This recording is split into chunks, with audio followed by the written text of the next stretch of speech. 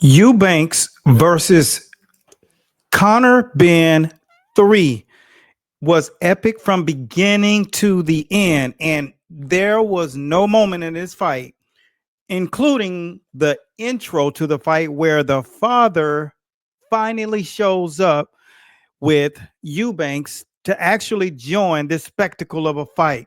And we're going to dive directly into how this thing played out. And it was nothing but absolute smoke from the beginning of the fight to the end of the fight. There was not one forgettable round during this 36 minutes of exchanges that any one punch or combination could have ended the fight. That was what was on display in this fight. And over the course of 2 or 3 decades, let's just say back in the day in the 90s where this fight first took place, there was something that was common with fighters, and there was what we call combination punches.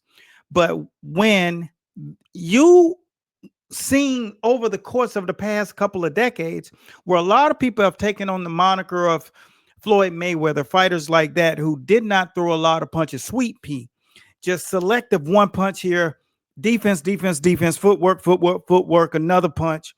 In this fight, you saw combination punches, malice, body head, defense, head off the line, Archie Moore, the old mongoose tactics throughout this entire fight. Conor Benn used feints. He's an aggressive fighter. And the thing that Conor Benn should take away from this fight, and I'm going to tell you exactly how this fight started. And then, of course, the winner and why they won. How this fight started, the music came on, and Conor Benn comes into the ring. You can feel the energy. You can look into his eyes. This guy's just had something different in him. He's just a different animal.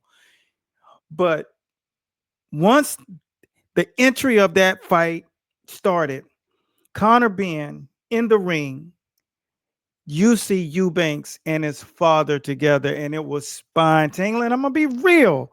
There was every ounce and every hair on my body was standing up to see his father come stand beside him when it counted most. And I'm telling you, when you are at that level, every single thing that you do counts. They come out. His father was so proud to be a part of an event that he said he wouldn't take part in. But when that fight started, it was just malice straight out of the gate.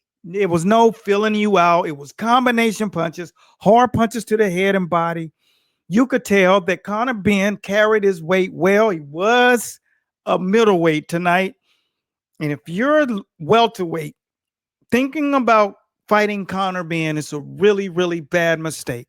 But this kid showed me a lot of different things, and plus his old school fight style, a lot of good head movement. He caught some punches, but it was only because Eubanks actually understood the precipice of understanding change up speed, punch cadence, saving the harder combinations for late.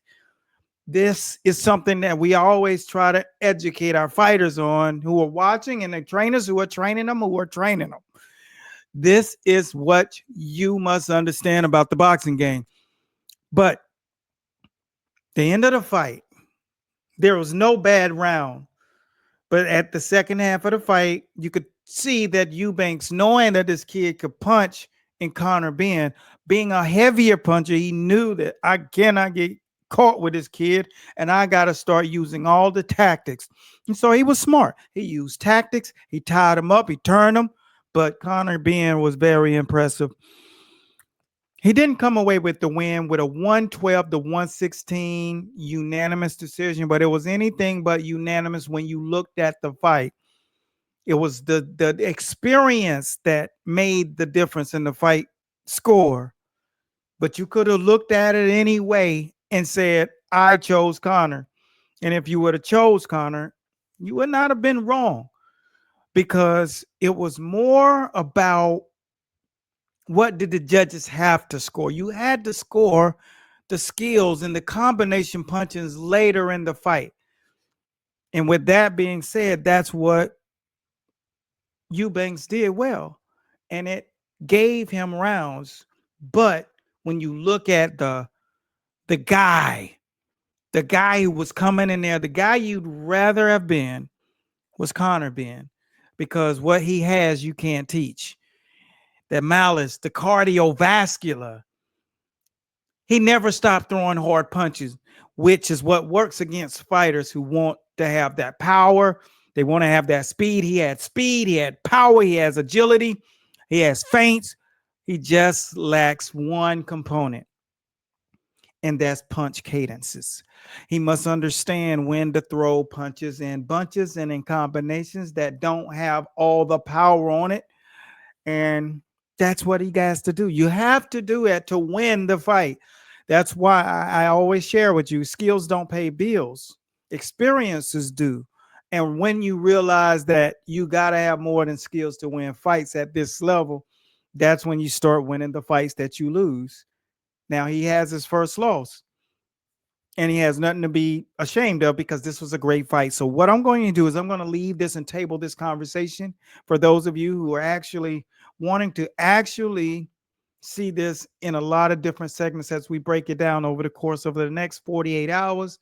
So if you're no longer following us, or you have not followed us right now, subscribe, because this is only the beginning.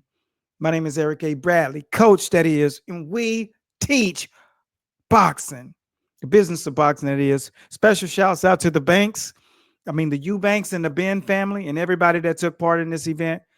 Who did you think won the fight, and who did you have prior to the fight? Did you think that Benn would have enough to actually win this fight or knock out Eubanks? Or did you think that experience would prevail? Peace.